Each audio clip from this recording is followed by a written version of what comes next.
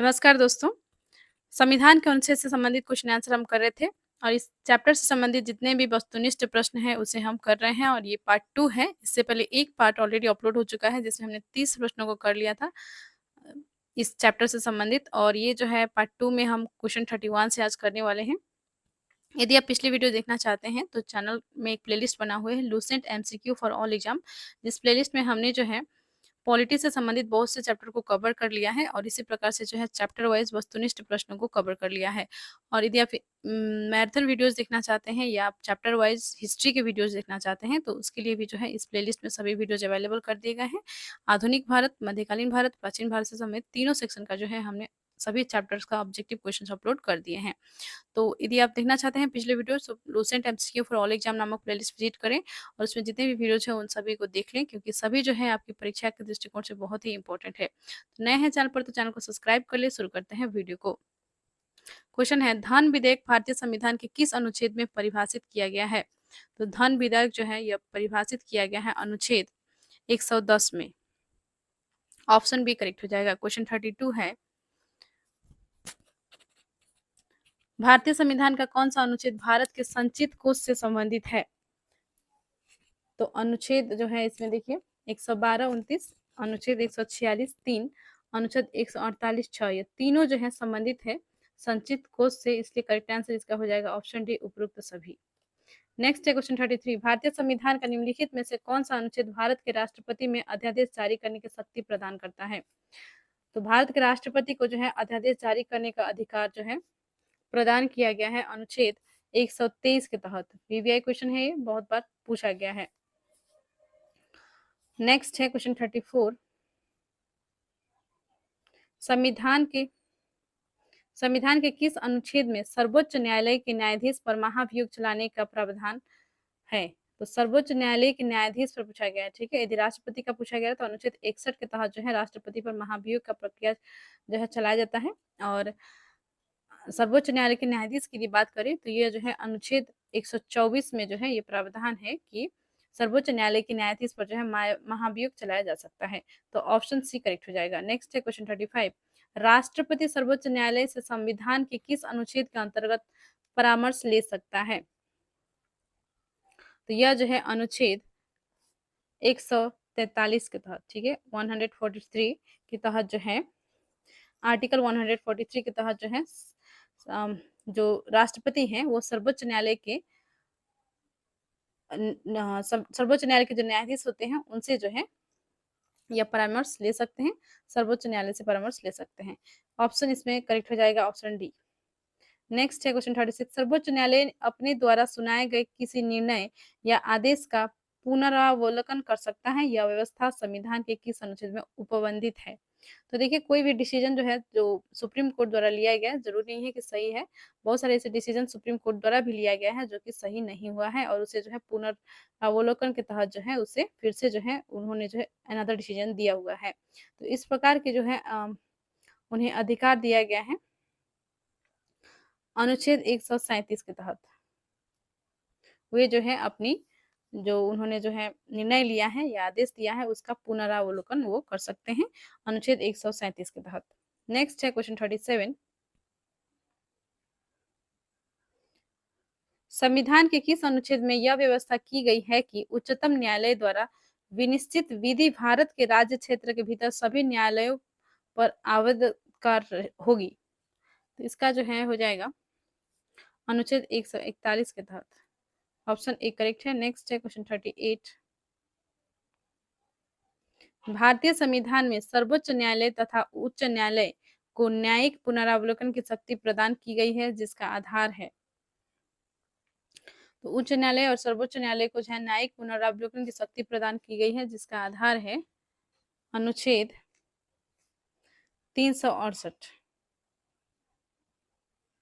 अनुच्छेद 368 correct answer इसका हो जाएगा ऑप्शन डी। क्वेश्चन 39 है संविधान के किस अनुच्छेद के अंतर्गत अधीनस्थ न्यायालय या जिला न्यायालय का प्रावधान किया गया है? तो यह किया गया है अनुच्छेद 233 के तहत जो है अधीनस्थ न्यायालय या जिला न्यायालय का प्रावधान किया गया है। क्वेश्चन 40 है भारतीय संविधान का कौन सा अनुच्छेद संवैधानिक प्रावधानों कि संघीय संसद राज्य विधान पालिकाओं द्वारा बनाए गए नियमों कानूनों पर प्राथमिकता प्रदान करती है। तो यह हो जाएगा अनुच्छेद 245।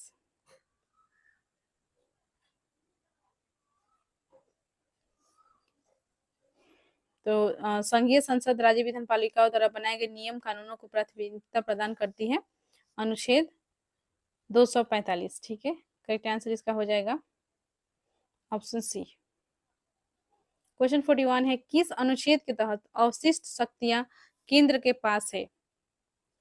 तो अवशिष्ट शक्तियां जो है केंद्र के पास है, अनुच्छेद 248 के तहत, ऑप्शन डी सही है। क्वेश्चन 42 है, राज्यों द्वारा प्रार्थना करने पर भारत की संसद उन राज्यों के लिए किस अनुच्छेद के अंतर्गत कानून बना सकती है? तो अनुच्छेद 252 के तहत, ऑप्शन बी करेक्ट हो जाएगा। क्वेश्चन 43 है, भारतीय संविधान के अंतर्गत निम्नलिखित में से कौन सा अनुच्छेद संसद को राज्य सूची के विषय में संबंध में विधि बनाने की शक्ति प्रदान करता है? तो कौन सा अनुच्छेद जो है संसद की राज्य सूची के विषय के संबंध में विधि बनाने का शक्ति प्रदान करता है? तो ये है अनुच्छेद 249, ऑप्शन डी करेक्ट हो जाएगा। नेक्स्ट है क्वेश्चन 44, भारतीय संविधान के किस अनुच्छेद के अंतर्गत अंतर्राष्ट्रीय समझौतों को प्रभावी बनाने हेतु संसद राज्य सूची के विषय पर कानून बना सकती है? तो संसद जो है यह राज्य सूची के विषय पर कानून बना सकती है अनुच्छेद 253 के तहत, ऑप्शन डी करेक्ट हो जाएगा। चैनल पर नए हैं तो चैनल को सब्सक्राइब कर ले, हम जो है फास्ट रिवीजन कर रहे हैं क्वेश्चंस का, इसीलिए जो है हम एक्सप्लेन अधिक नहीं कर रहे हैं। ओके, तो आते हैं क्वेश्चन पर। क्वेश्चन 45 है, केंद्र राज्य के प्रशासनिक संबंध भारतीय संविधान के किस अनुच्छेद में वर्णित है? तो केंद्र राज्य संबंध जो है यह अनुच्छेद 256 से 263 तक, ठीक है, इसमें जो है भारतीय संविधान में जो है केंद्र राज्य के प्रशासनिक संबंध जो है यह अनुच्छेद 256 से 63 तक जो है वर्णित है। क्वेश्चन 46 है, संविधान के किस अनुच्छेद के अंतर्गत केंद्र सरकार राज्य सरकार को निर्देश दे सकती है? तो ये अनुच्छेद 256 के तहत जो है केंद्र सरकार राज्य सरकार को निर्देश देती है, तो ऑप्शन इसमें ए सही हो जाएगा। क्वेश्चन 47 है, अंतर राज्यीय परिषद के गठन का प्रावधान संविधान के किस अनुच्छेद के अंतर्गत किया गया? तो अनुच्छेद 263 के तहत। नेक्स्ट है क्वेश्चन 48, भारतीय संविधान के किस अनुच्छेद के अंतर्गत वित्त आयोग के गठन का प्रावधान है? तो ऑप्शन बी इसमें हो जाएगा अनुच्छेद 280। संपत्ति का अधिकार संवैधानिक अधिकार है यह बताया गया है, तो अनुच्छेद 300 क हो जाएगा इसका। तो देखिए 7 मौलिक अधिकार थे, पहले मूल अधिकार 7 थे, लेकिन अभी जो है वर्तमान में 6 ही मौलिक अधिकार हैं, और इसे जो है मौलिक अधिकार से जो है संपत्ति का जो अधिकार था, यह संपत्ति का अधिकार को जो है हटा दिया गया और इसे जो है संवैधानिक अधिकार जो है इसे बताया गया है अनुच्छेद 300 क के तहत, ठीक है, तो इसका करेक्ट आंसर हो जाएगा ऑप्शन डी। क्वेश्चन 50 है, भारतीय संविधान के किस अनुच्छेद में नैसर्गिक न्याय के प्रसिद्ध सिद्धांत सुनवाई के अधिकार का समावेश किया गया है? तो यह किया गया है अनुच्छेद 311 के तहत। नेक्स्ट है क्वेश्चन 51, भारतीय संविधान का कौन सा अनुच्छेद नई अखिल भारतीय सेवा की स्थापना का प्रावधान करता है?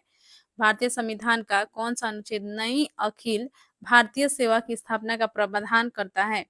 तो यह है अनुच्छेद 312।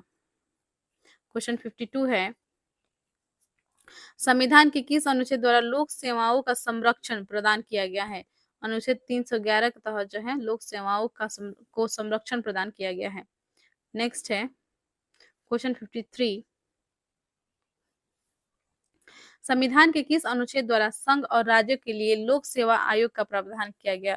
तो जो भी जो है यूपीएससी बीपीएससी या यूपीपीसीएस जो भी जो है पीसीएस से संबंधित स्टूडेंट है उस विशेष ध्यान देंगे जो लोक सेवा आयोग से संबंधित जो है प्रश्न होते हैं, अनुच्छेद होते हैं, ठीक है, तो इससे रिलेटेड मेंस में भी क्वेश्चन आते हैं और पीटी में भी क्वेश्चन आने की अधिक संभावनाएं होती है।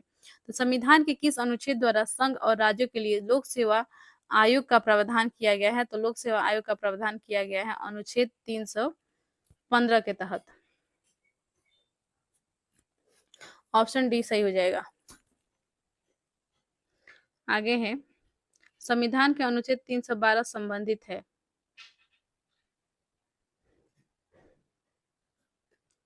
तो संविधान का अनुच्छेद 312 किससे संबंधित है?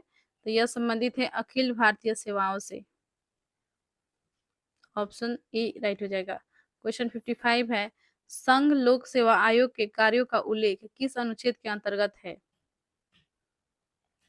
तो संघ लोक सेवा आयोग अर्थात जो है यह यूपीएससी हो गया, ठीक है। यूनियन पब्लिक सर्विस कमीशन के कार्यों का उल्लेख किस अनुच्छेद के अंतर्गत है? तो यह है अनुच्छेद 320 के तहत। क्वेश्चन 56 है, भारतीय संविधान के किस अनुच्छेद में निर्वाचन आयोग के लिए प्रावधान है? तो निर्वाचन आयोग के लिए जो है प्रावधान है अनुच्छेद 324 में। इंपॉर्टेंट क्वेश्चन है, वीवीआई क्वेश्चन है। नेक्स्ट है क्वेश्चन 57, भारत के संविधान के किस अनुच्छेद के तहत राष्ट्रपति द्वारा एंग्लो इंडियन समुदाय के सदस्यों को लोकसभा में नामित किया जाता है? तो ये जो है एंग्लो इंडियन समुदाय के सदस्यों को लोकसभा में नामित किया जाता है किस अनुच्छेद के तहत? तो अनुच्छेद 331 के तहत जो है एंग्लो इंडियन समुदाय के सदस्यों को लोकसभा में नामित किया जाता है। ऑप्शन इसमें करेक्ट हो जाएगा डी। नेक्स्ट है क्वेश्चन 58, अनुसूचित जातियों और अनुसूचित जनजातियों के लिए एक राष्ट्रीय आयोग गठित करने का प्रावधान संविधान के किस अनुच्छेद के अंतर्गत किया गया है? तो अनुसूचित जाति और अनुसूचित जनजाति के लिए राष्ट्रीय आयोग गठित करने का प्रावधान है अनुच्छेद 338 एवं 338 क में। ऑप्शन ए सही हो जाएगा, 338 एवं 338 क में है, ए में है। नेक्स्ट है क्वेश्चन 59, संविधान के किस अनुच्छेद के अंतर्गत हिंदी को राजभाषा का दर्जा प्रदान किया गया है? इंपॉर्टेंट क्वेश्चन है ये क्वेश्चन 59। तो अनुच्छेद 353 आई के तहत जो है इसे जो है हिंदी को राजभाषा का दर्जा प्रदान किया गया है। क्वेश्चन 60 है, किस अनुच्छेद में यह प्रावधान किया गया है कि संघ की राजभाषा हिंदी तथा लिपि देवनागरी होगी? तो देखिए हिंदी भाषा को राजभाषा दर्जा जो है इसे प्रदान किया गया है अनुच्छेद 343 आई के तहत, और संघ की राजभाषा जो है हिंदी होगी और देवनागरी लिपि जो है देवनागरी होगी। तो यह कहा गया है अनुच्छेद 343 के तहत। करेक्ट आंसर इसका हो जाएगा ऑप्शन बी, अनुच्छेद 343। तो देखिए इस वीडियो में हमने टोटल 30 क्वेश्चंस को कर लिया है। नेक्स्ट वीडियो में जो बचे हुए क्वेश्चंस है उसे हम कर लेंगे। तो चैनल को अभी तक आपने सब्सक्राइब नहीं किया है तो प्लीज चैनल को सब्सक्राइब कर ले, वीडियो को लाइक एंड शेयर करें और कमेंट करें। मिलते हैं नेक्स्ट वीडियो में। धन्यवाद।